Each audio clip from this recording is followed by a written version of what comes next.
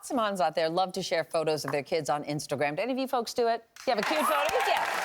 Well, it turns out some of those moms are getting paid for it. Dubbed Instamoms by the New York Times, these parents open accounts for their kids, some of these kids as young as 4 years old, with up to hundreds of thousands of followers. The moms get compensation from the brands that their kids wear in the photos. Sometimes it's free clothing, shopping discounts, or sometimes payments up to $100 per post. And since these posts aren't technically modeling, the moms don't have to deal with child labor laws at all. You can work the kid as much as you want. You don't have to put any money in a trust fund for them. You don't have to apply any of the child labor laws to your kid in this particular instance. What do you think, Megan? I know it doesn't sit well with you. I mean, here's the first thing. I do post pictures of my kids on Instagram that I find all the time. but that I find cute.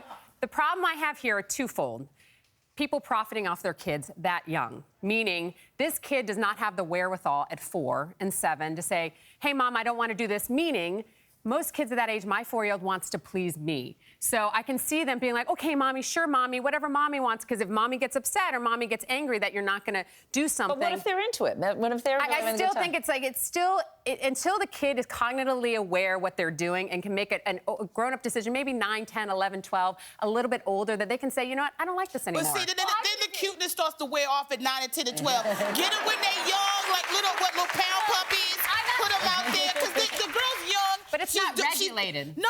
Here's the thing. I've been around your kids. They know how to tell you when they don't want to do something. Trust me. So that's number one. And the thing about it, they're so cute. I follow a couple of them because I'm like, you know what? I could use some fashion tips from this little girl. She doing it. Liliana, you've actually interviewed these people, so some of them. I've actually interviewed a few moms that share Instagram accounts with their children. One of the people in the article mentioned was London Scout. She's adorable. She's 4 years old, and I interviewed her and her mom. I spent a day with them.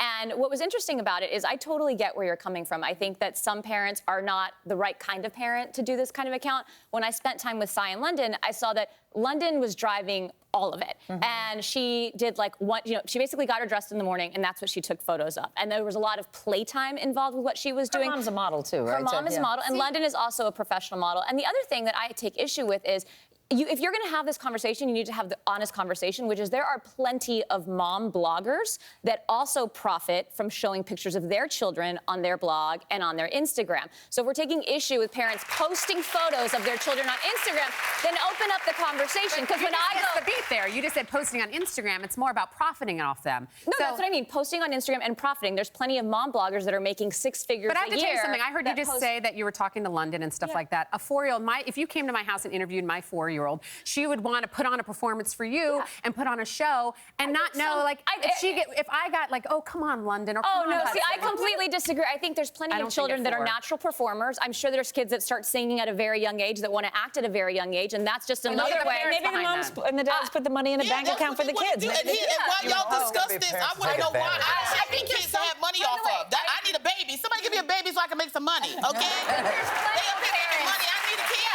I think when it reaches that point when you're talking that amount of money, there should be some regulation. At least that. And last part of it, so one of them has a 7-year-old has 600,000 followers. Who are following those kids? That's another thing. Who are these people watching these kids? Well, I'm like, you're opening. No, but you're but crazy people do too, Liliana. I mean, Shane's crazy people. They're going to do that no matter what. Any picture that you post on the internet, by the way, any picture you post on the internet, anyone can see, whether it's a pedophile, whether it's your cousin, or whether it's... So why not shield your kid a little bit better then, Liliana? Well, all I'm saying is you're putting it on the internet. It's open to for everyone to see, whether it's for profit or not. Money, baby. Okay, well, you're not getting one. All right. We all love Patti LaBelle. It's everybody here adores her. She's coming on the show next month.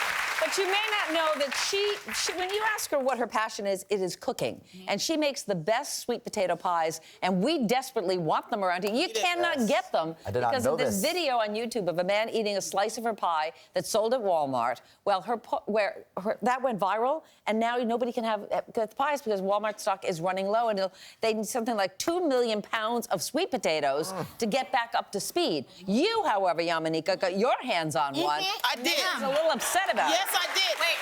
Because I got my hands on the pie. I did agree with you that I wouldn't get my hands on it, but somebody gave it to me. I ate it. It was delicious. Go get it. It's delicious. Look at this.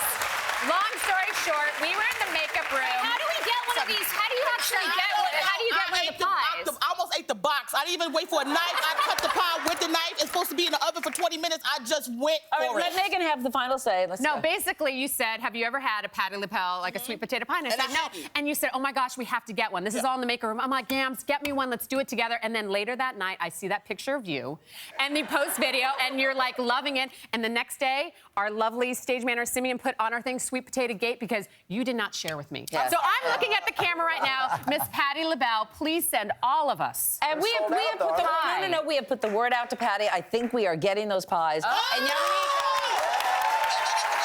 I'm going to sell mine on eBay. all I know is that after Yamanika had the pie, we said, what was it like? And she said, like having sex with a unicorn. Yes,